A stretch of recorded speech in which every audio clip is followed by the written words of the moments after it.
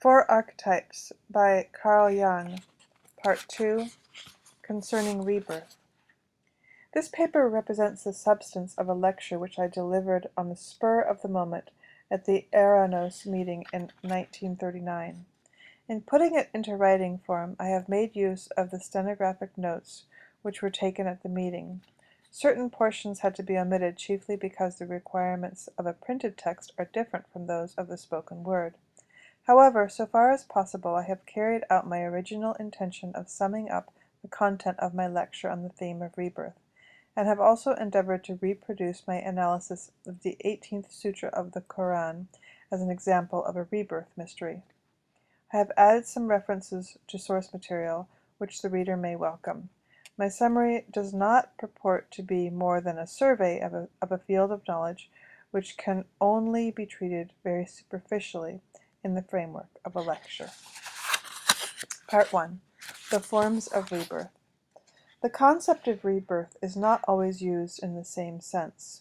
Since this concept has various aspects, it may be useful to review its different meanings. The 5 different forms which I am going to enumerate could probably be added to if one were to go into greater detail, but I venture to think that my definitions cover at least the cardinal meanings. In the first part of my exposition I give a brief summary of the different forms of rebirth, while the second part presents its various psychological aspects. In the third part I give an example of a rebirth mystery from the Koran. Metempsychosis. The first of the 5 aspects of rebirth to which I should like to draw attention is that of metempsychosis, or transmigration of souls. According to this view, one's life is prolonged in time by passing through different bodily existence, or, from another point of view, it is a life sequence interrupted by different reincarnations. Even in Buddhism, where this doctrine is of particular importance, the Buddha himself experienced a very long sequence of such rebirths. It is by no means certain whether continuity of personality is guaranteed or not. There may be only a continuity of karma. The Buddha's disciples put this question to him during his lifetime, but he never made any definite statement as to whether there is or is not continuity of personality. Reincarnation. This concept of rebirth necessarily implies the continuity of personality. Here the human personality is regarded as continuous and accessible to memory, so that when one is incarnate or born, one is able, at least potentially, to remember that one has lived through previous existences, and that these existences were one's own, i.e., that they had the same ego form as the present body. As a rule, reincarnation means rebirth in a human body. 3. Resurrection. This means a re-establishment of human existence after death. A new element enters here, that of change, transmutation, or transformation of one's being. The change may be either essential in the sense that the resurrected being is a different one, or non-essential in the sense that only the general conditions of existence have changed, as when one finds oneself in a different place or in a body which is differently constituted. It may be a carnal body, as in the Christian assumption that this body will be resurrected. On a higher level, the process is no longer understood in a gross material sense. It is assumed that the resurrection of the dead is the raising up of the corpus glorificationis, the subtle body, in the state of incorruptibility. Rebirth. Renovatio. The fourth form concerns rebirth in the strict sense, that is to say, rebirth within the span of individual life. The English word rebirth is the exact equivalent to the German Wiedergeburt, but the French language seems to lack a term having a particular meaning of rebirth. This word has a special flavor. Its whole atmosphere suggests the idea of renovatio, or renewal, or even of improvement brought about by magical means.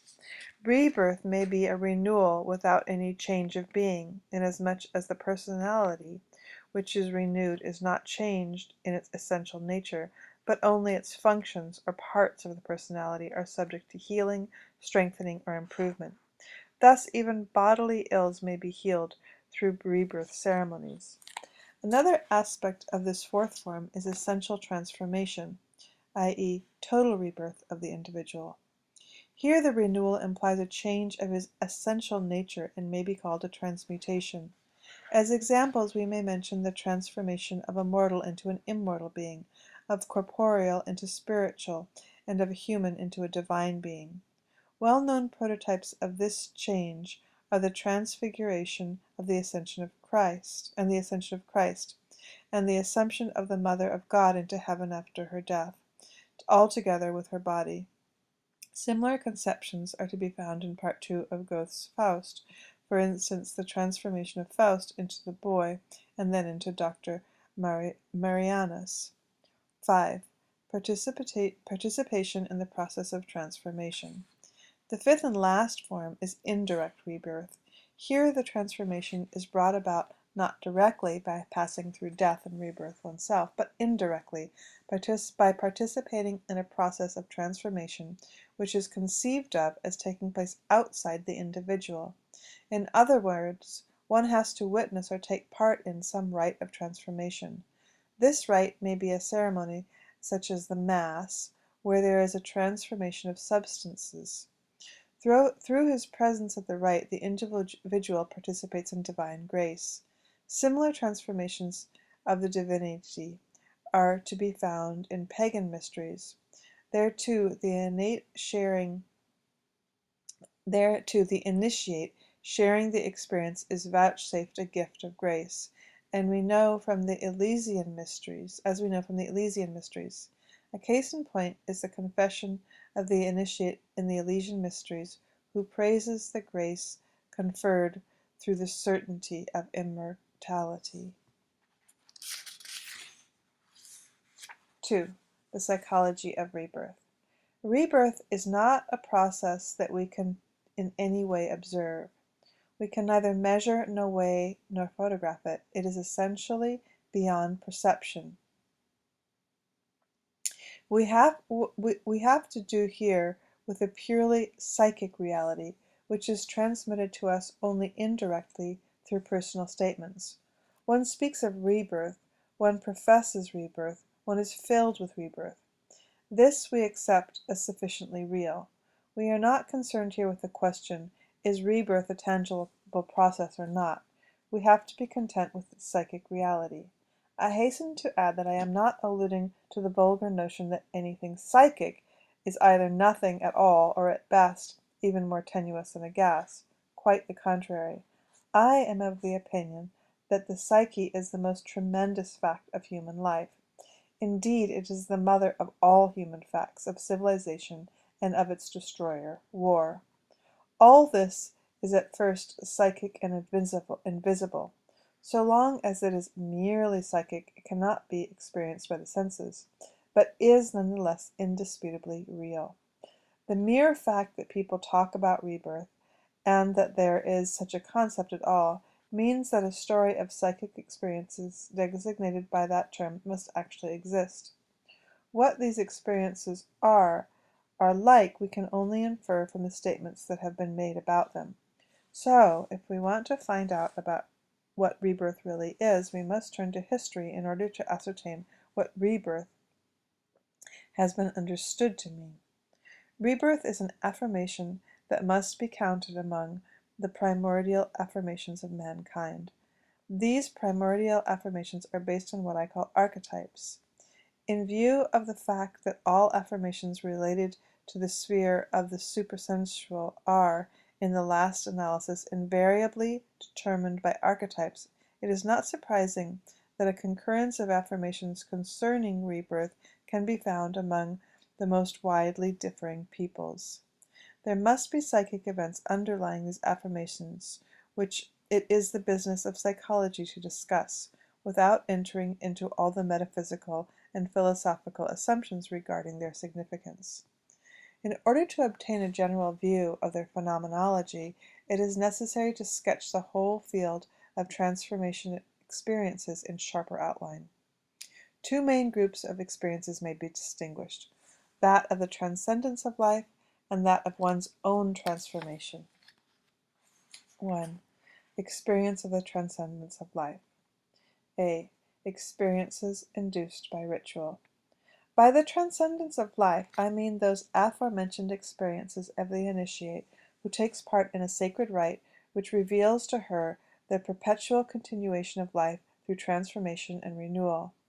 In these mystery dramas, the transcendence of life, as distinct from its momentary concrete manifestations, is usually represented by the fateful transformations, death and rebirth, of a god or godlike hero. The initiate may either be a mere witness of the divine drama or take part in it and be moved by it, or she may see herself identified through the ritual action of the god. In this case, what really matters is that an object, substance, or form of life is ritually transformed through some process going on independently, while the initiate is influenced, impressed, consecrated, or granted divine grace on the mere ground of her presence or participation. The transformation process takes place not within her but outside her, although she may become involved in it. The initiate who ritually enacts the slaying, dismemberment, or scattering of Osiris, and afterwards his resurrection in the green wheat, experiences in this way the permanence and continuity of life, which outlasts all changes in form and, phoenix-like, continually rises anew from its own ashes. This participation in the ritual event gives rise, among other effects, to that hope of immortality which is characteristic of the Elysian mysteries. A living example of the mystery drama representing the permanence as well as the transformation of life is the Mass. If we observe the congregation during the ritual rite, we know all degrees of participation, from mere indifferent attendance to the profoundest emotion. A group of men standing about near the exit, who are obviously engaged in every sort of worldly conversation, crossing themselves and genuflecting in a purely mechanical way, even they, despite their inattention, participate in the sacred action by their mere presence in this place where grace abounds. The Mass is an extra-mundane and extra-temporal act in which Christ is sacrificed and then resurrected in the transformed substances. And this rite of his sacrificial death is not a repetition of the historical event, but the original, unique, and eternal act. The experience of the Mass is therefore a participation in the transcendence of life, which overcomes all bounds of space and time. It is a moment of eternity in time. B. Immediate experiences. All that the mystery drama represents and brings about in the spectator may also occur in the form of a spontaneous, ecstatic, or visionary experience without any ritual. Nietzsche's noontime vision is a classic example of this kind. Nietzsche, as we know, substitutes for the Christian mystery the mystery of Dionysus Zagreus, who was dismembered and came back to life again. His experience had the character of a Dionysian nature myth. The deity appeared in the garb of nature, as classical antiquity saw it, and the moment of eternity is the noonday hour, sacred to Pan. Hath time flown away? Do I fall? Have I not fallen? Hark! Into the well of eternity? Even the golden ring and the ring of return appears to him as a promise of resurrection and life. It is just as if Nietzsche had been present at the performance of the mysteries.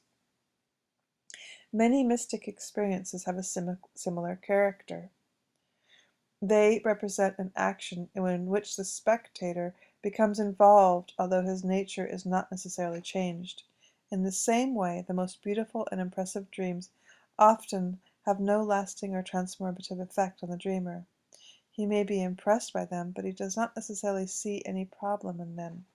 The event then naturally remains outside, like a ritual action performed by others. There are more aesthetic forms of experience. These more aesthetic forms of experience must be carefully distinguished from those which indubitably involve a change of one's nature. 2. Subjective transformation. Transformations of personality are by no means rare occurrences. Indeed, they play a considerable role in psychopathology, although they are rather different from the mystical experiences just discussed, which are not accessible to psychological investigation. However, the phenomena we are now about to examine belong to a sphere quite familiar to psychology. Diminution of personality. An example of the alteration of personality in the sense of diminution is furnished by what is known in primitive psychology as loss of soul. This peculiar condition covered by this term is accounted for in the mind of the primitive by the supposition that a soul has gone off, just like a dog that runs away from his master overnight. It is then the task of the medicine man to fetch the fugitive back. Often the loss occurs suddenly and manifests itself in a general malaise. The phenomenon is closely connected with the nature of primitive consciousness, which lacks the firm coherence of our own. We have control over our will power, but the primitive has not. Complicated exercises are needed if he is to pull himself together for any activity that is conscious and intentional, and not just emotional and instinctive. Our consciousness is safer and more dependable in this respect, but occasionally something similar can happen to civilized man, only he does not describe it as loss of soul, but an abaissement de niveau mental, Janet's apt term for this phenomenon. It is a slackening of the tensity of consciousness, which might be compared to a low barometric reading, presaging bad weather. The tonus has given way, and this is felt subjectively as listlessness, moroseness, and depression. One no longer has any wish or courage to face the tasks of the day. One feels like lead because no part of one's body seems willing to move, and this is due to the fact that one no longer has any disposable energy. This well-known phenomenon corresponds to the primitive's loss of soul. The listlessness and paralysis of will can go so far that the whole personality falls apart, so to speak, and consciousness loses its unity. The individual parts of the personality make themselves independent and thus escape from the control of the conscious mind, as in the case of anesthetic areas or systematic amnesias. The latter are well known as hysterical loss of function phenomena. This medical term is analogous to the primitive's loss of soul. Abaissement de niveau mental can be the result of physical and mental fatigue, bodily illness, violent emotions, and shock, of which the last has a particularly deleterious effect on one's self-assurance. The abaissement has always a restrictive influence on the personality as a whole. It reduces one's self-confidence and the spirit of enterprise, and as a result of increasing egocentricity, narrows the mental horizon. In the end, it may lead to the development of an essentially negative personality, which means that a falsification of the original personality has supervened. Enlargement of personality. The personality is seldom in the beginning what it will be later on. For this reason, the possibility of enlarging it exists, at least during the first half of life. The enlargement may be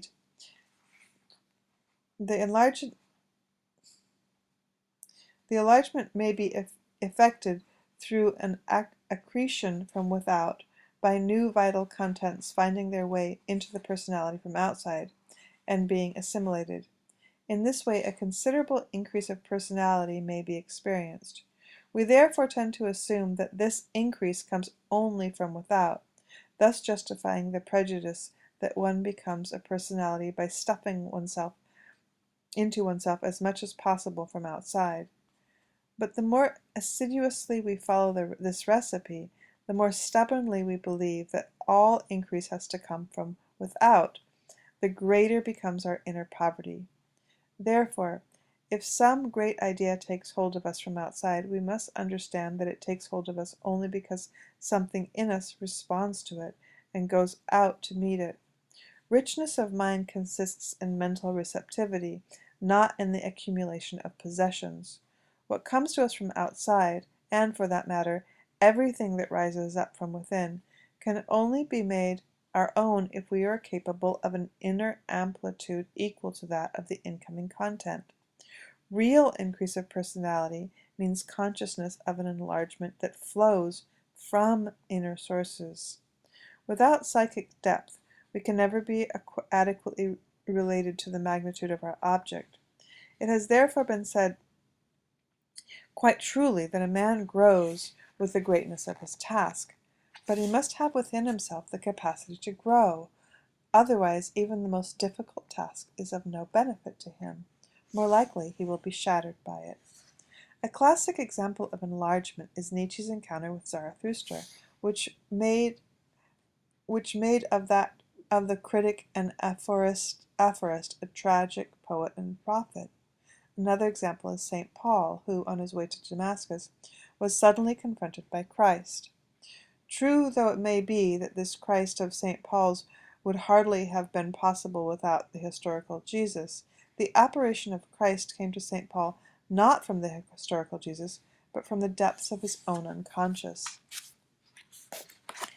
When a summit of life is reached, when the bud unfolds and from the lesser the greater emerges, then, as Nietzsche says, one becomes two, and the great figure which one always was, but which will remain invisible, appears to the lesser personality with the force of a revelation.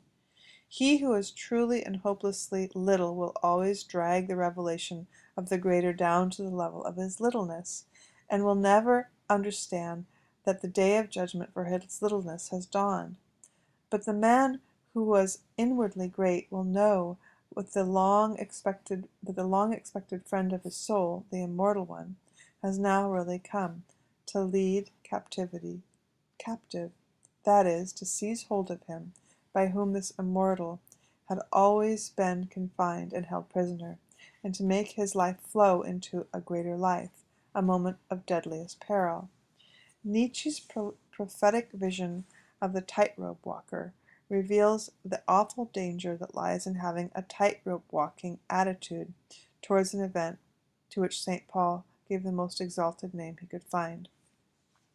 Christ himself is the perfect symbol of the hidden immortal within the mortal man. Ordinarily, this problem is symbolized by a dual motif, such as the Dioscuri, one of whom is mortal and the other immortal. An Indian parallel is the parable of two friends. Behold, upon the selfsame tree, two birds, fast-bound companions sit. The one enjoys the ripened fruit, the other looks but does not eat. On such a tree my spirit crouched, deluded by its powerlessness, till seeing with joy how great its Lord, it found from sorrow swift release. Another noted parallel is the Islamic legend of the meeting of Moses and Khidr, to which I shall return later on. Naturally, the transformation of personality in this enlarging sense does not occur only in the form of such highly significant experiences. There is no lack of more trivial instances, a list of which could be easily compiled from a clinical history of neurotic patients. Indeed, any case where there is recognition of a greater personality seems to burst an iron ring around the heart must be included in this category. C. Change of internal structure. We now come to changes of personality which imply neither enlargement nor diminution, but a structural alteration. One of the most important forms is the phenomenon of possession. Some content, an idea, or a part of a personality obtains mastery of the individual for one reason or another. The contents which thus take possession appear as peculiar convictions, idiosyncrasies, stubborn plans, and so forth. As a rule, they are not open to correction. One has to be an essentially good friend of the possessed person and willing to put up with almost anything if one is to attempt to deal with such a condition. I am not prepared to lay down any hard and fast lines of demarcation between the possession and paranoia. Possession can be formulated as identity of the ego personality and with a complex. A common instance of this is identity with a persona, which is the individual's system of adaptation to, or the manner he assumes in dealing with the world. Even every calling or profession, for example, has its own characteristic persona. It is easy to study these things nowadays with the photographs of public personalities so frequently appearing in the press. A certain kind of behavior is forced on them by the world, and the professional people endeavor to come up to these exceptions. Only the danger is that they become identified with their personas, the professor with his textbooks, the tenor with his voice. Then the damage is done. Henceforth, she lives exclusively against the background of her own biography. For by the time it is written, then she went to such a place and said this or that, etc. The garment of Dioneria had grown fast to his skin, and a desperate decision like that of Heracles is needed if he is to tear this Nissus shirt from his body and step into the consuming fire of the flame of immortality, in order to transform himself into what he really is. One could say, with a little exaggeration, that the persona is that which is in reality one is not, but which oneself as well as others can think one is. In any case, the temptation to be what one seems to be is great, because the persona is usually rewarded in cash. There are still other factors which may make possession of the individual one of the most important, being the so-called inferior function. This is not the place to enter into a detailed discussion of this problem. I should only like to point out that the inferior function is practically identical with the dark side of the human personality. The darkness which clings to every personality is the door into the unconscious and the gateway of dreams, from which these two twilight figures, the shadow and the anima, step into our nightly visions, or, remaining invisible, take possession of our ego consciousness. A man who is possessed by his shadow is always standing in his own light and falling into his own traps. Wherever possible, he prefers to make an unfavorable impression on others. In the long run, luck is always against him, because he is living below his own level, and at best only attains what does not suit him. And if there is no doorstep for him to stumble over, he manufactures one for himself, and then fondly believes that he has done something useful. Possessions caused by the anima or animus present a different picture. Above all, the transformation of personality gives prominence to those traits which are characteristic of the opposite sex. In man, the feminine traits, and in woman, the masculine. In the state of possession, both figures lose their charm and their value. They retain them only when they are turned away from the world. In the introverted state, when they serve as bridges to the unconscious. Turned towards the world, the anima is fickle, capricious, moody, uncontrolled, and emotional, sometimes gifted with demonic intuitions, ruthless, malicious, untruthful, bitchy, double-faced, and mystical. The animus is obstinate, harping on principles, laying down the law, dogmatic, world-reforming, theoretic, world-mongering, argumentative, and domineering. Both alike have bad taste. The anima surrounds herself with inferior people. The animus lets himself be taken in by second-rate thinking. Another form of structural change concerns certain unusual observations about which I speak only with the utmost reserve. I refer to states of possession in which the possession is caused by something that could perhaps most fitly be described as an ancestral soul, by which I mean the soul of some definite forebearer. For all practical purposes, such cases may be regarded as striking instances of identification with deceased persons. Naturally, the phenomena of identity only occurring after the ancestor's death. My attention was first drawn to such possibilities by Léon Daudet's confused but inglorious book, L'Héritot. Daudet supposed that in the structure of the personality there are ancestral elements which, under certain conditions, may suddenly come to the fore. The individual is then precipitously thrust into an ancestral role. Now we know that ancestral roles play a very important part in primitive psychology. Not only are ancestral spirits supposed to be reincarnated in children, but an attempt is made to implant them into the child by naming him after an ancestor. So, too, primitives try to change themselves back into their ancestors by means of certain rites. I would mention especially the Australian conception of Alchiringamigini, ancestral souls, half men and half animal, whose reactivation through religious rites is that of great functional significance for the life of the tribe.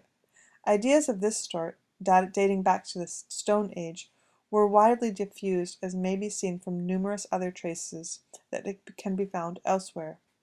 It is therefore not improbable that these primordial forms of experience may reoccur even today as cases of identification with ancestral souls, and I believe I have seen such cases.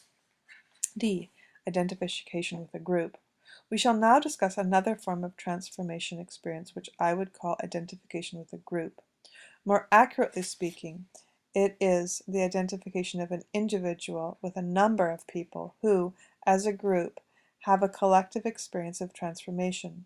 This special psychological situation must not be confused with participation in a transformation rite, which, though performed before an audience, does not in any way depend upon group identity or necessarily give rise to it.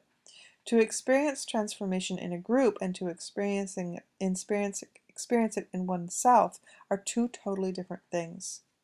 If any considerable group of persons are united and identified with one another by a particular frame of mind, the resultant transformation experience bears only a very remote resemblance to the experience of individual transformation. A group experience takes place on a lower level of consciousness than the experience of an individual. This is due to the fact that when many people together share one common emotion, the total psyche emerging from the group is below the level of the individual psyche. If it is a very large group, the collective psyche will be more like the psyche of an animal, which is the reason why the ethical attitude of large organizations is always doubtful. The psychology of a large crowd inevitably sinks to the level of mob psychology. If, therefore, I have a so-called collective experience as a member of a group, it takes place on a lower level of consciousness than if I had experienced it by myself alone. This is why this group experience is very much more frequent than an individual experience of transformation. It is also much easier to achieve because the presence of so many people together exerts great suggestive forces. The individual in a crowd easily becomes a victim of his own suggestibility. It is only necessary for something to happen, for instance, a proposal backed by the whole crowd, and we too are all for it, even if the proposal is immoral. If the crowd feels in the crowd one feels no responsibility, but also no fear. Thus, identification with the group is a simple and easy path to follow, but the group experience goes no deeper than the level of one's own mind in that state.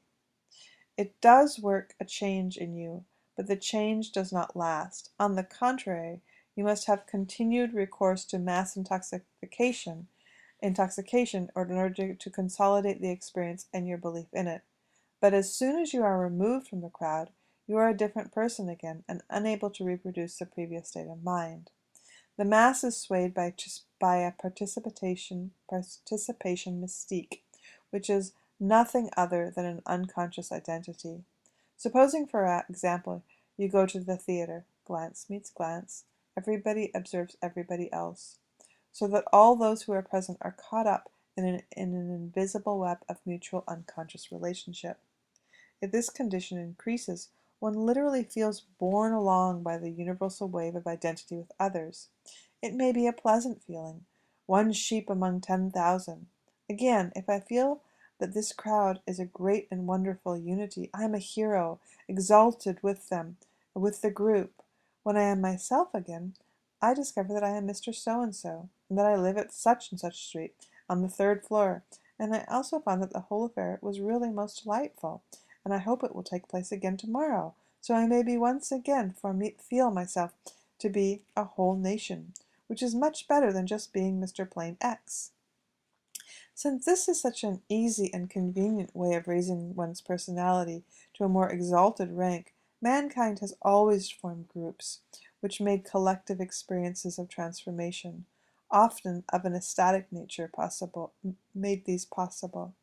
The regressive identification with lower and more primitive stages of consciousness is invariably accompanied by a heightened sense of life. Hence the quickened effect of regressive identifications with half-animal ancestors in the Stone Age. The inevitable psychological regression within the group is particularly counteracted by ritual, that is to say, through a cult ceremony, which makes the solemn performance of sacred events the center of group activity and prevents the crowd from relapsing into unconscious instinctuality. By engaging the individual's interest and attention, the ritual makes it possible for him to have a comparatively individual experience even within the group, and so remain more or less conscious. But if there is no relation to a center which expresses the unconscious through its symbolism, the mass psyche inevitably becomes the hypnotic focus of fascination, drawing everyone under its spell. That is why masses are always breeding grounds of psychic epidemics, the events in Germany being a classic example of this. It will be objected to this essentially negative evaluation of mass psychology that there are also positive experiences, for instance, of positive enthusiasm which spurs the individual to noble deeds, or an equally positive feeling of human solidarity. Facts of this kind should not be denied.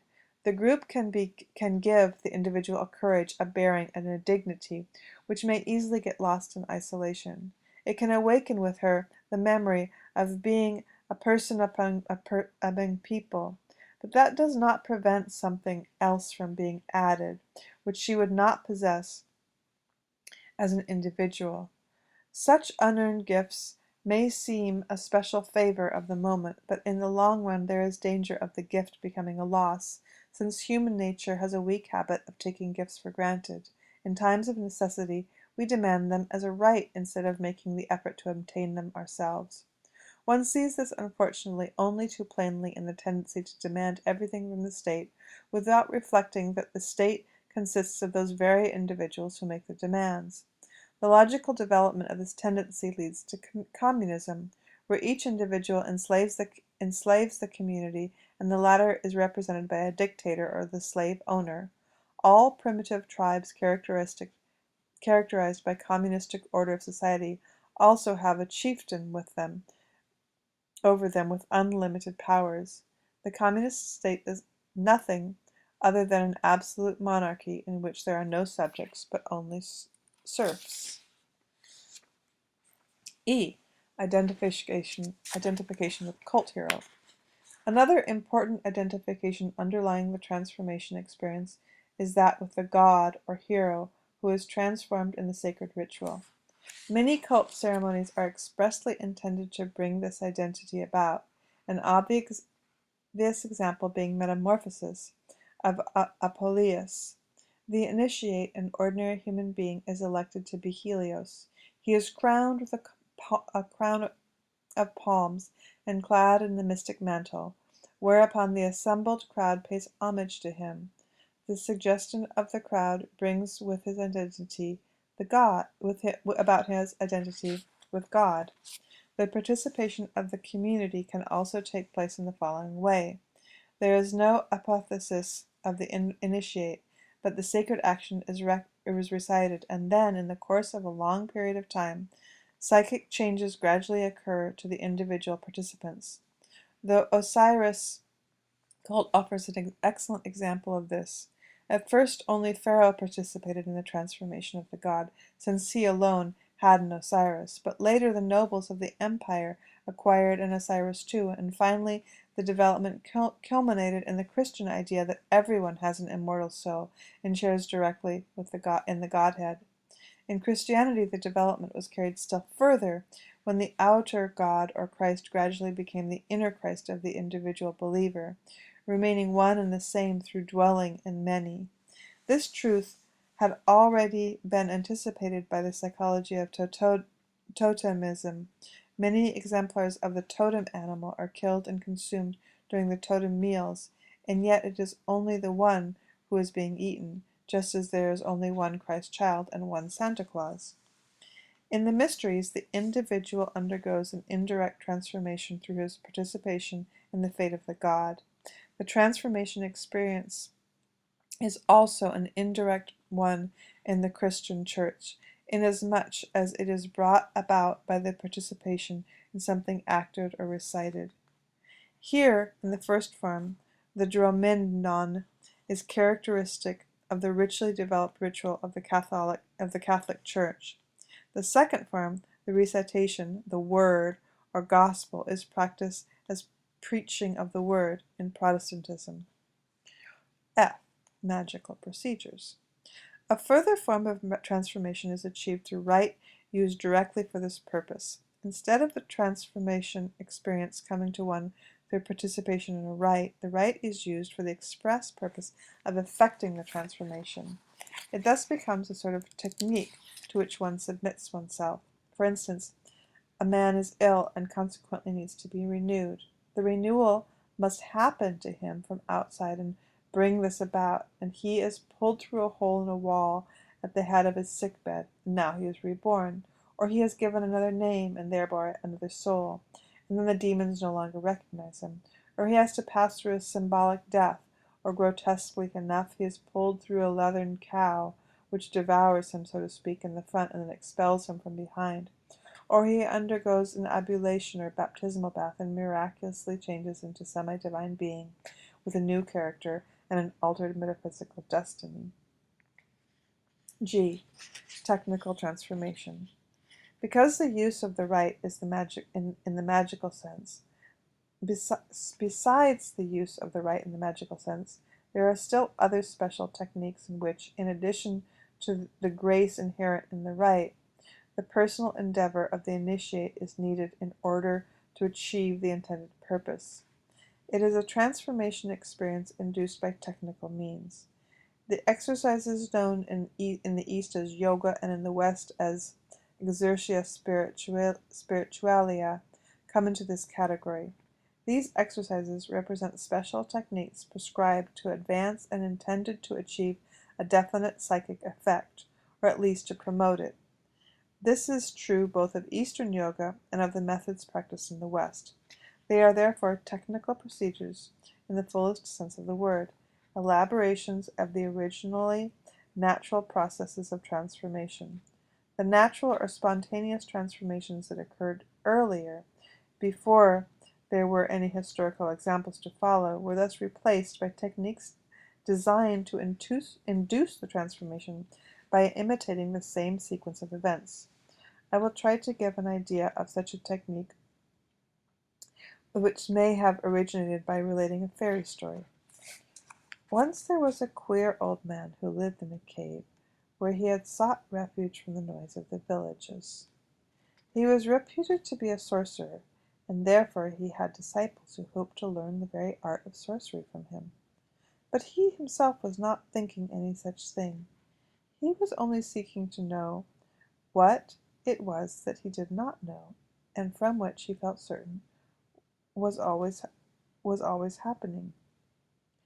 After meditating for a long time on that which is beyond meditation, he saw no other way to escape from his predicament than to take a piece of red chalk and draw all kinds of diagrams on the walls of his cave, in order to find out that which he did not know what that might look like. After many attempts he hit upon a circle. That's right, he felt. And now for the quadrangle inside it, which made it even better still. His disciples were curious, but all they could make out was that the old man was up to something, and they would have given anything to know what he was doing. But when they asked him, "What are you doing?" he made no reply. Then they discovered the diagrams on the wall and said, "That's it," and they all imitated the diagrams. But in doing so, they turned the whole process upside down. Without noticing it, they anticipated the result in the hope of making the process repeat itself, which had led to the result. This is how it happened then, and this is how it still happens today. H. Natural transformations, individuation. As I have pointed out, in addition to the technical processes of transformation, there are also natural transformations. All ideas of rebirth are founded on this fact. Nature herself demands a death and a rebirth. As the alchemist Democritus said, "Nature rejoices in nature, nature subdues nature, nature rules over nature." There are natural transformation processes which simply happen to us, whether we like it or not, whether we know it or not. These processes develop considerable psychic effects, which would be sufficient in themselves to make any thoughtful person ask himself what really happened to him. Like the old man in our fairy tale, he too will draw mandalas and seek shelter in their protective circle. And in the perplexity and anguish of his self-chosen prison, which he had deemed a refuge, he is transformed into a being akin to the gods. Mandalas are birthplaces, vessels of birth in the most literal sense. Lotus flowers, in which a Buddha comes to life. Sitting in the lotus seat, the yogi sees himself transfigured into an immortal. Natural transformation processes announce themselves mainly in dreams. Elsewhere, I have presented a series of dream symbols in the process of individuation. They were dreams which, without exception, exhibited rebirth symbolism. In this particular case, there was a long, drawn-out process of inner transformation and rebirth into another being. This other being is the other person in ourselves, that larger and greater personality maturing within us, whom we have already met as an inner friend of the soul. This is why we take comfort whenever we find the friend and companion depicted in the ritual, an example being the friendship between Mitreus and the sun god. This relationship is a mystery to the scientific intellect, because the intellect is accustomed to regard these things unsympathetically. But if we make allowances for feelings, we would discover that it is the friend whom the sun god takes with him on his chariot, as shown in the monuments. It is a representation of friendship between two men, which is simply the outer reflection of the inner fact. It reveals our relationship to that inner friend of the soul with whom nature herself would like to change us, the other person who we also are and yet can never attain completely. We are that pair of Dioscuri, one of whom is immortal, and one of whom is mortal, and the other immortal, and who, although always together, can never be made completely one. The transformation process strives to approximate them to one another, but our conscience is aware of resistance, because the other person seems strange and uncanny, and because we cannot get accustomed to the idea that we are not the absolute master of our own house. We should prefer to be always I and nothing else. We are confronted that the inner friend or foe, and whether he is our friend or foe depends on ourselves. You need not be insane to hear his voice. On the contrary, it is the simplest and most natural thing imaginable. For instance, you can ask yourself a question to which he gives an answer. The discussion is then carried on as in any other conversation. You can describe it as mere associating or talking to oneself, or as a meditation, in the sense used by old alchemists, who referred to their interlocutor as aliquim alium internum, a certain other one within. This form of colloquy with the friend of the soul was even admitted by Ignatius Loyola into the techniques of his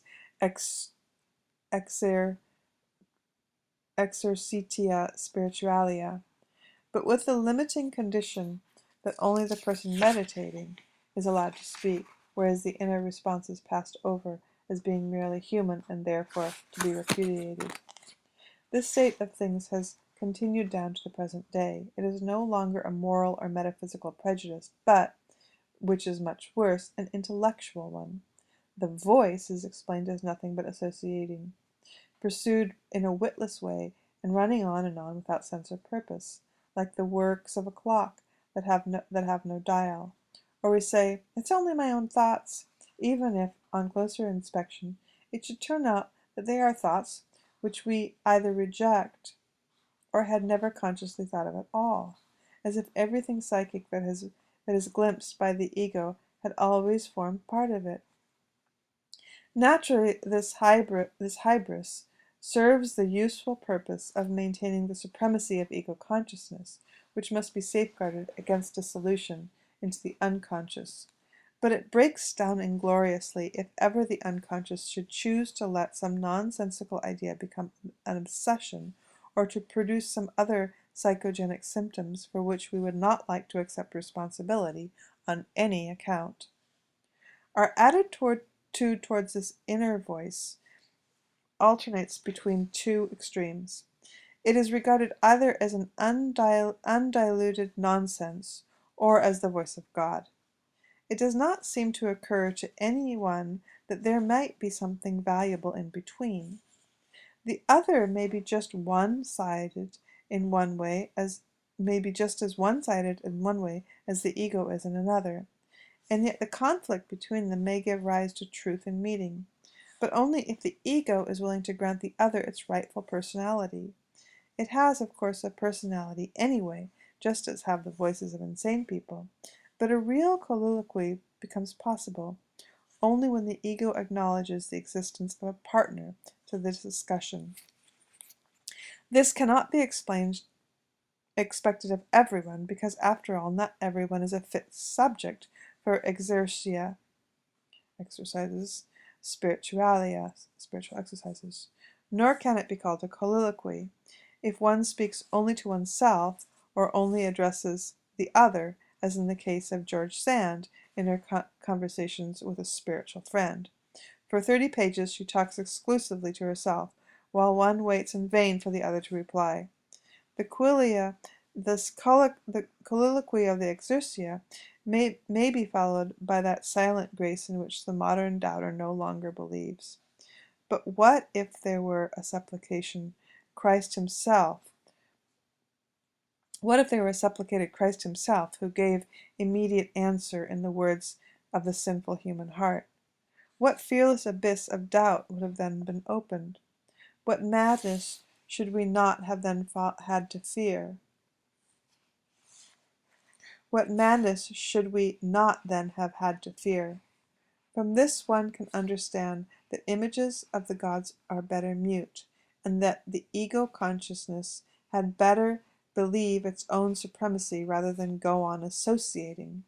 One can also understand why the inner friend so often seems to be our enemy, and why he is so far off and his voice so low. For he who is near to him, quote, is near to the fire. Something of this sort may have been in the mind of the alchemist who wrote, choose for your stone him through whom kings are honored in their crowns, and through whom physicians heal their sick, for he is near the fire. The alchemist projected the inner event into an outer figure, so for them the inner friend appeared in the form of a stone, of which Tractatus Aurelius says, understand, ye sons of the wise, what this exceeding precious stone crieth out to you, protect me, and I will protect thee. Give me that which is mine, that I may help thee. To this the scholastic adds, the seeker after truth hears both the stone and the philosopher speaking as if out of one mouth. The philosopher is Hermes, and the stone is identical with Mercurius, the Latin Hermes. From earlier times, Hermes was the mystagogue and the psychopomp of the alchemist, their friend and counselor who leads them to the goal of their works. He is the little teacher meditating between the stone and the disciple. To others, the friend appears in the shape of Christ, or Kadir, or an invisible or visible guru, and in some other personal guide or a leader figure. In this case, the colloquy is distinctly one-sided. There is no inner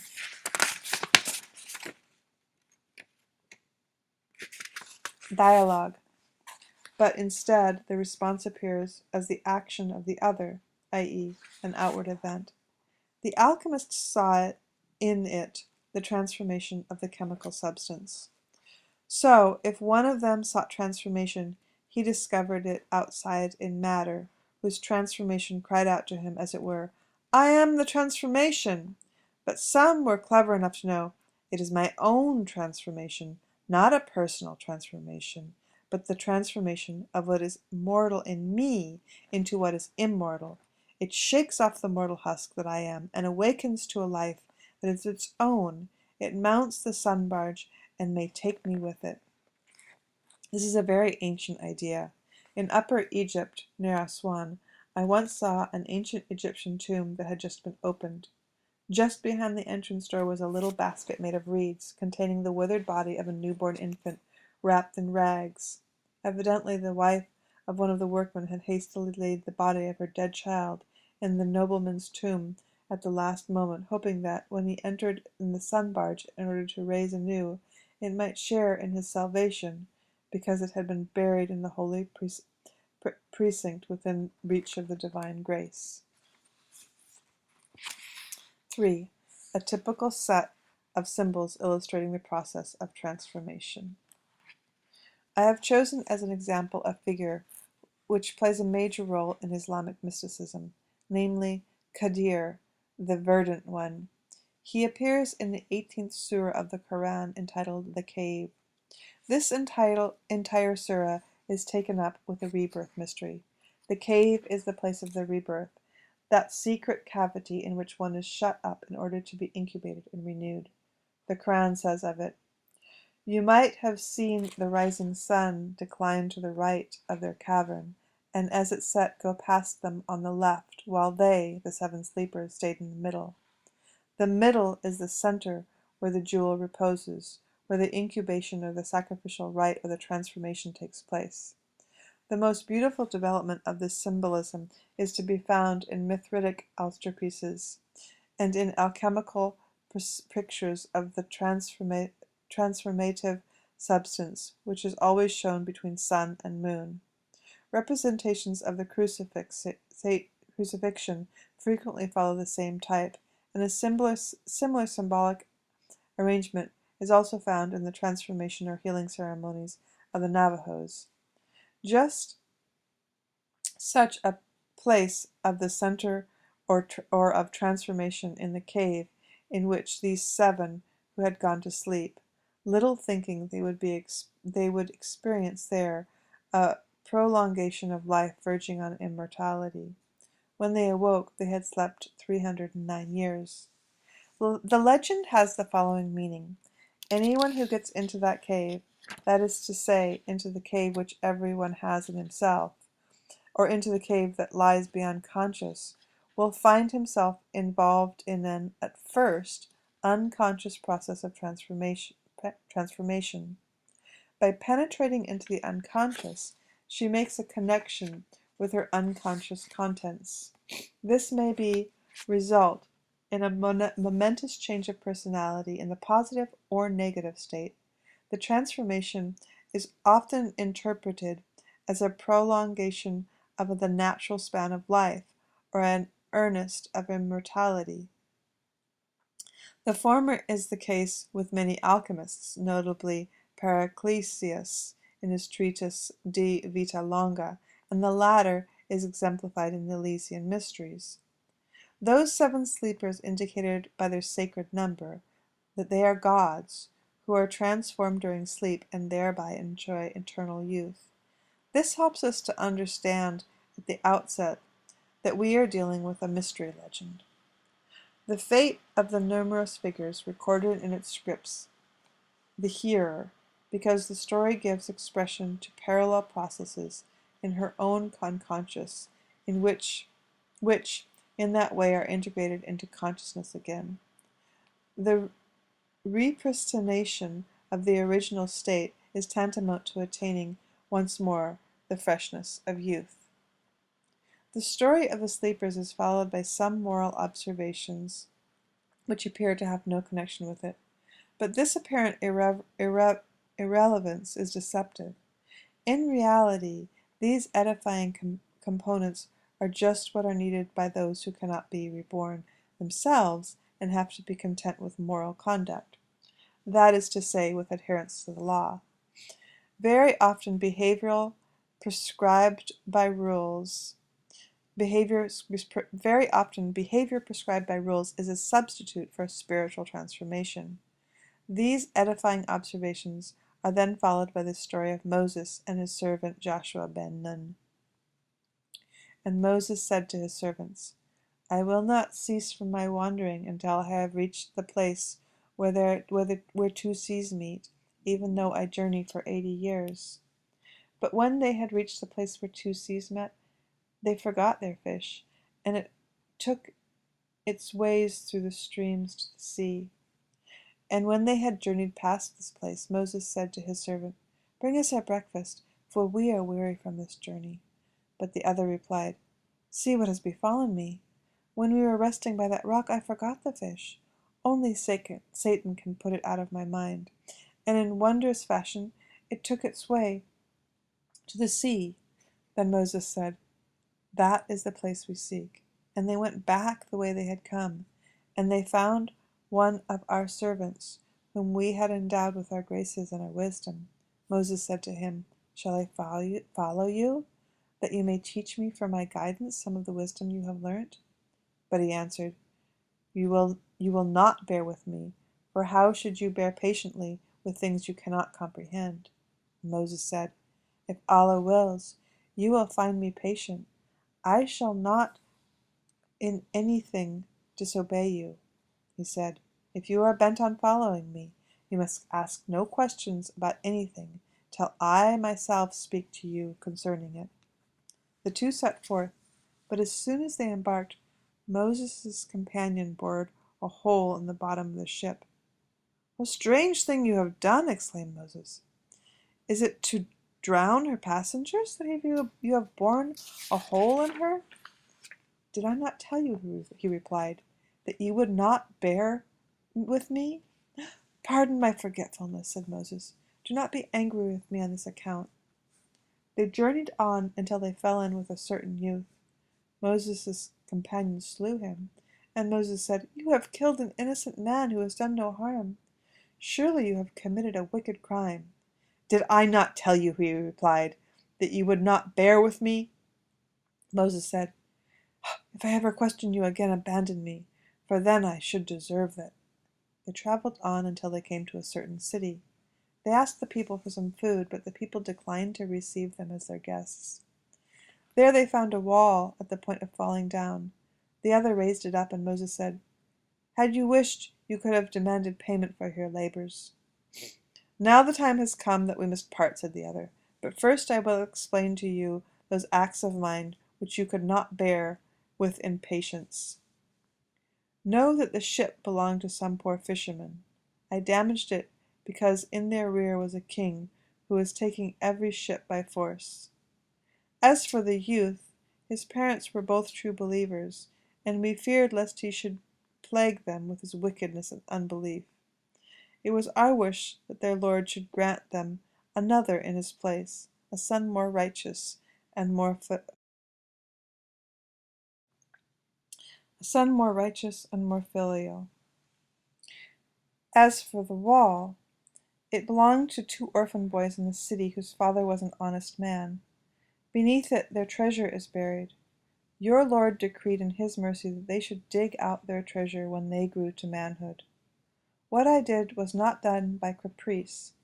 That is the meaning of the things that you could not bear with impatience. This story is an amplification and elucidation of the legend of the 7 sleepers and the problems of rebirth. Moses is the man who seeks, the man on the quest. On this pilgrimage he is accompanied by his shadow, the servant or lower man, Pneumatikos and Sarkikos, in 2 individuals. Joshua is the son of Nun, which is the name of fish, suggesting that Joshua had his origins in the depths of the waters, in the darkness of the shadow world. The critical place is reached when the 2 seas meet, which is interpreted in the Isthmus of Suez, where the western and eastern seas come close together. In other words, it is that place in the middle, which we already met in this symbolic preamble, but whose significance was not recognized at first by the man in his shadow. They had forgotten their fish, the humble source of nourishment. The fish refers to Nun, the father of the shadow, of the carnal man, who comes from the dark world of the Creator. For the fish came alive again and leapt out of the basket in order to find its way back to its homeland, the sea. In other words, the animal ancestor and the creator of life separates himself from the conscious man, an event which amounts to loss of the instinctive psyche. This process is a symptom of disassociation well known in the psychopathology of neurosis. It is always connected with one-sidedness of the conscious attitude. In view of the fact, however, that neurotic phenomena are nothing but exaggerations of normal processes, it is not to be wondered at this very similar phenomenon that can be found within the scope of the normal. It is a question of that well-known loss of soul among primitives, as described above in the section on diminution of personality. In scientific language, an abasement de niveau mental.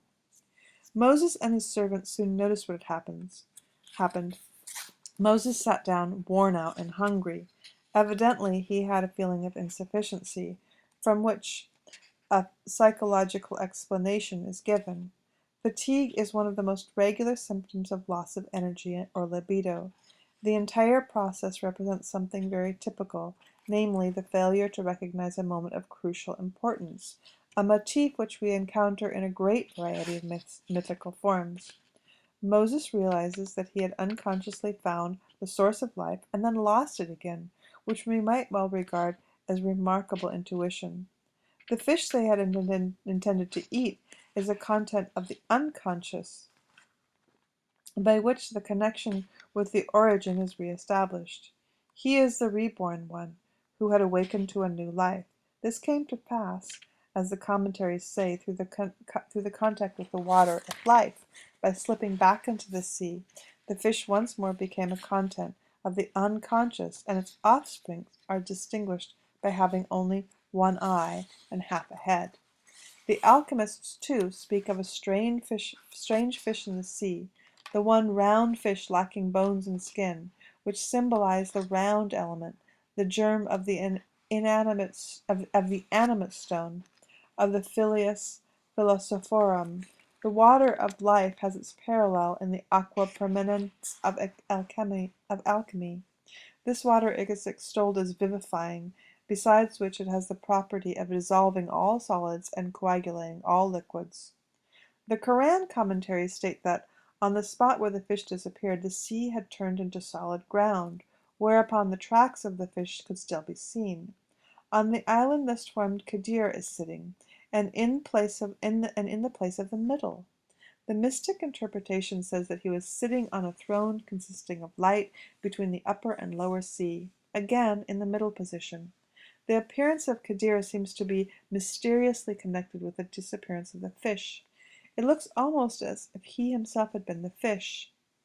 This conjecture is supported by the fact that the commentaries relegate the source of life to be the place of darkness.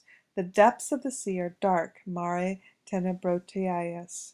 The darkness has its parallel in the alchemical negrido, which occurs after the con, con, canictio, where the female takes the male into herself. From the negridio issues the stone, the symbol of the immortal self. Moreover, its first appearance is likened to fish eyes. Kadir may well be a symbol of the self. His qualities signalize him as such. He is said to have been born in a cave, i.e., in darkness. He is the long-lived one, who continually renews himself, like Elijah, like Orisis. He is dismembered at the end of time by Antichrist, but is able to restore himself to life. He is analogous to the second Adam, with whom the reanimated fish is identified. He is a counselor, a paraclete, brother Kadir. Anyway, Moses accepts him as a higher consciousness and looks up to him for instruction, then follows those incomprehensible deeds which show how ego consciousness reacts to the superior guidance of the self through the twists and turns of fate. To the initiate who is capable of transformation, it is a comforting tale. To the obedient believer, an exhortation not to murmur against Allah's incomprehensible omniscience. Kadir symbolizes not only the higher power, but also a way of acting which is in accord with this wisdom and transcends reason. Anyone hearing such a mystery tale will recognize himself in the questing Moses and the forgetful Joshua, and the tale shows him how the immortality-bringing rebirth comes about. Characteristically, it is neither Moses nor Joshua who is transformed, but the forgotten fish. When the fish disappears, there is the birthplace of Kadir. The immortal being issues from something humble and forgotten, indeed from a wholly improbable source. This is the familiar motif of the hero's birth, and need not be documented here. Anyone who knows the Bible will think of Isaiah 53:2ff, where the servant of God is described, and of the gospel stories of the Nativity. The nourishing character of the transformative substance or deity is borne out by numerous cult legends. Christ is the bread, Osiris the wheat, Mandamin the maize. These symbols coincide with psychic fact, which obviously, from the point of view of consciousness, has the significance merely of something to be assimilated, but whose real nature is overlooked. The fish symbol shows immediately what this is. It is the nourishing influence of unconscious contents, which maintain the vitality of consciousness by a continual influx of energy. For consciousness does not produce its energy itself. What is capable of transformation is just this root of consciousness, which, inconspicuous and almost invisible, i.e., unconscious though it is, provides consciousness with all its energy.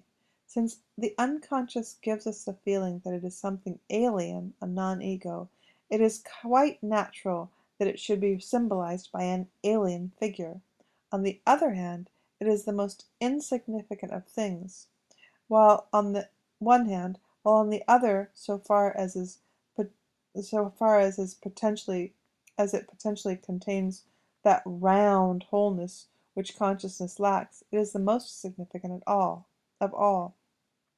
This round thing is the great treasure that lies hidden in the cave of the unconscious, and its personification in this personal being who represents the higher unity of conscious and unconscious.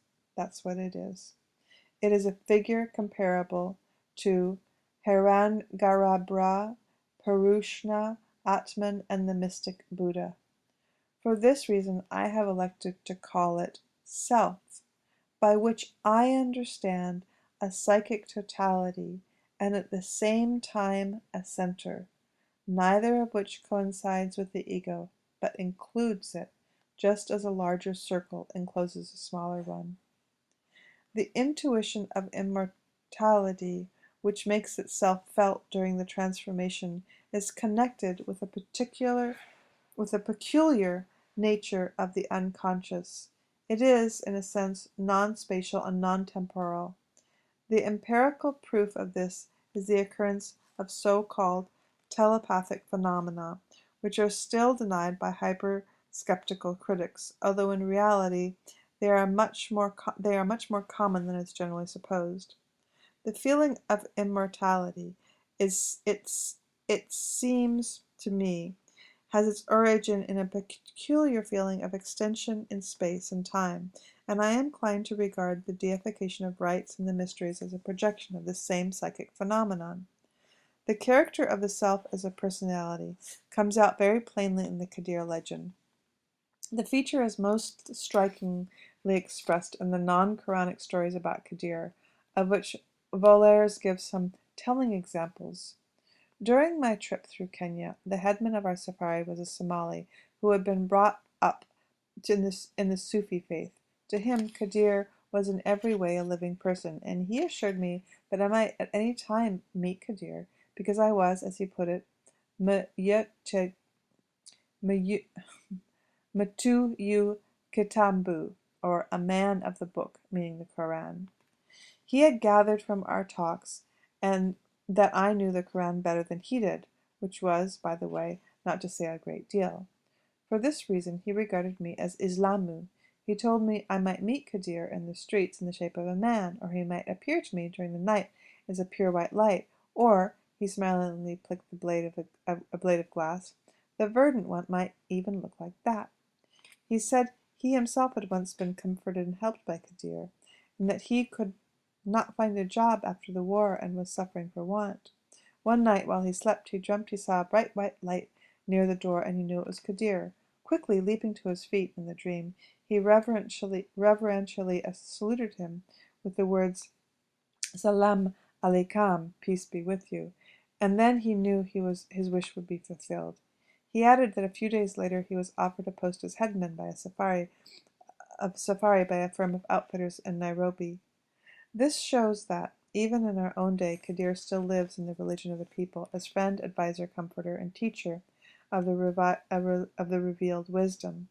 The position assigned to him by dogma was, according to my Somali, that of Malaikai Kwanza ya Mangu, first angel of God, a sort of angel of the face, an angelos in the true sense of the word, a messenger.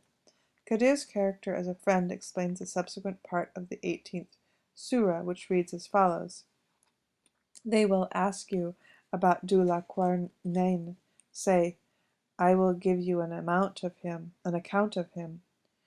We made him mighty in the land, and gave him means to achieve all things.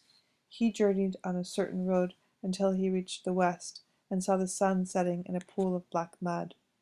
Hard by he found a certain people.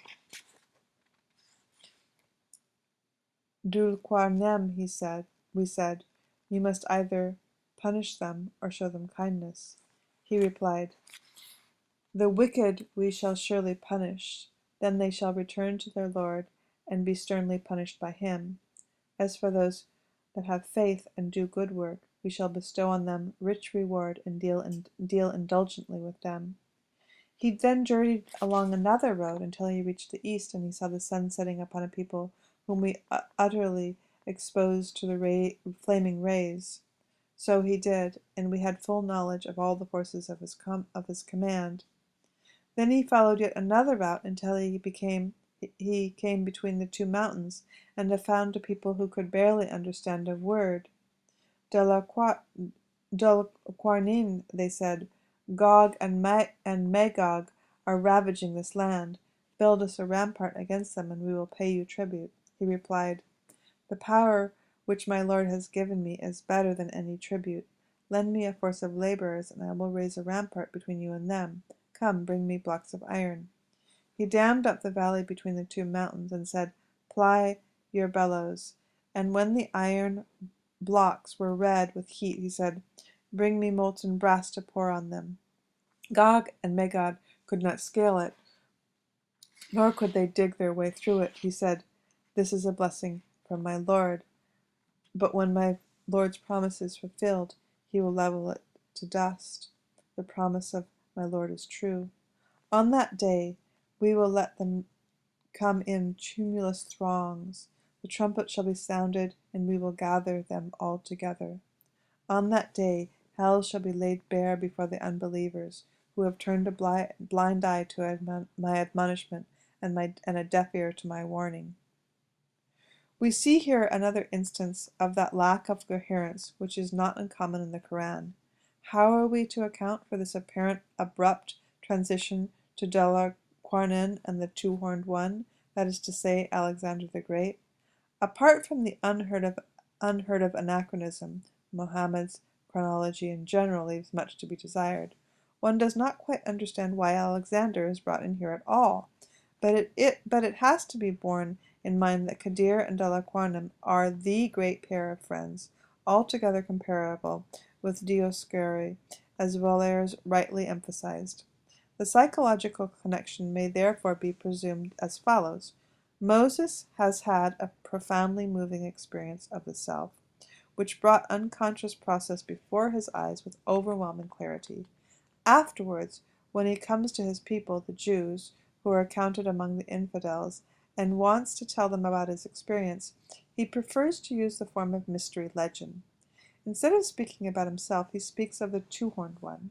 Since Moses himself is also horned, the substitution of Delquarnem appears plausible. Then he has to relate the history of this friendship and describe how Kadir has helped his friend. Delquarnen makes his way to the setting of the sun and then to the rising. That is, he describes the way of the renewal of the sun through death and darkness to a new resurrection. All this again indicates that it is Kadir who not only stands by man in his bodily needs, but also helps him attain rebirth. The Quran, it is true, makes no distinction in this narrative between Allah, who is speaking in the first person plural, and Kadir, but it is clear that this section is simply a continuation of the helpful actions described previously, from which it is evident that Kadir is a symbolization or incarnation of Allah. The friendship between Kadir and Alexander plays a specially and prominent part in the commentaries, as does the connection with the prophet Elijah. Volaire's does not hesitate to extend the comparison to other pairs of friends, Gilgamesh and Enkidu. To sum up, then, Moses has to recount the deeds of the two friends to his people in the manner of an impersonal mystery legend. Psychologically, this means that the transformation has to be described or felt as happening to the other. Although it is Moses himself who, in his experience with Kadir, stands in Delacroix's place, he has to name the latter instead of himself in telling the story. This can hardly be accidental, for the great psychic danger, which is always connected with the individuation or the development of the self, lies in the identification of ego consciousness with the self. This produces an inflammation which threatens consciousness with dissolution. All the more primitive or older cultures show a fine sense for the perils of the soul, or for the dangerousnesses and general unreliability of the gods. That is, they have not yet lost their psychic instinct for the barely perceptible yet vital process going on in the background which can hardly be set up for our modern culture. To be sure, we have before our eyes a warning just such a pair of friends distorted by inflation, Nietzsche and Zarathustra, but the warning has not been heeded. And what are we to make of Faust and Mephistopheles? The Faust hybrid is already the first step towards madness. The fact that the unimpressive beginning of the transformation in Faust is a dog and not an edible fish, and the transformed figure is the devil and not a wise friend, endowed with our grace and our wisdom, might, I am inclined to think, offer a key to our understanding of the highly enigmatic Germanic soul. Without entering into other details in the text, I would like to draw attention to the one more point, the building of the rampart against Gog and Magog, also known as Yujin and Majuj. This motif is a repetition of Kadir's last deed in the previous episode, the rebuilding of the town wall, but this time the wall is to be a strong defense against Gog and Magog. The passage may possibly refer to Revelation 27f AV.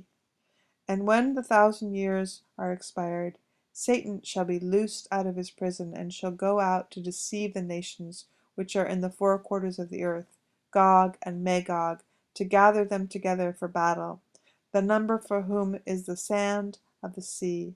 And they went up to the breadth of the earth, and compassed the camp of the saints about, and the beloved city. Here Delquarnion takes on the role of Kadir and builds an unscalable rampart for the people living between two mountains. This is obviously the same place in the middle, which is to be protected against Gog and Magog, the featureless, hostile masses. Psychologically, it is again a question of the self, enthroned in the place in the middle, and referred to in Revelations as the beloved city, Jerusalem, the center of the earth. The self is the hero, threatened already at birth by envious collective forces, the jewel that is coveted by all and arouses jealous strife, and finally the God who is dismembered by the old evil power of darkness. In its psychological meaning, individuation is an opus contra naturam, which creates a horror vacui in its collective layer, and is only too likely to collapse under the impact of collective forces of the psyche. The mystery legend of the two helpful friends promises protection to him who has found the jewel on his quest. But this will come at a time when, in accordance with Allah's providence, even the iron rampart will fall to pieces, namely, on the day when the world comes to an end, or psychologically speaking, when individual consciousness is extinguished in the waters of darkness, that is to say, when a subjective end of the world is experienced. By this is meant the moment when consciousness sinks back into the darkness from which it originally emerged, like Kadir's island, the moment of death. The legend then conjures among eschatological lines on that day, the last day of judgment.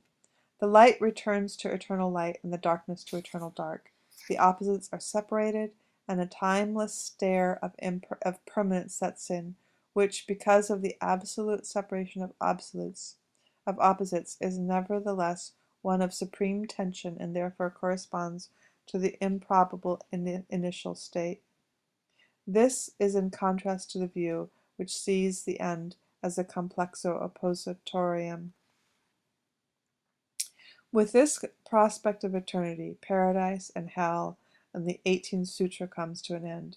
In spite of its apparently disconnected and elusive character, it gives an almost perfect picture of a psychic transformation or rebirth, which today, with our greater psychological insight, we would recognize it as an individuation process.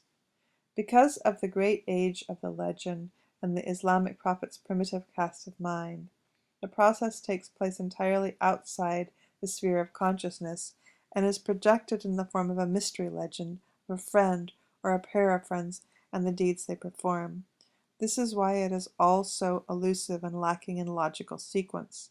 Nevertheless, the legend expresses the obscure archetype of transformation so admirably that a passionate religion, Eros of the Arab, finds it completely satisfying. It is for this reason that the figure of Kadir plays such an important part in Islamic mysticism.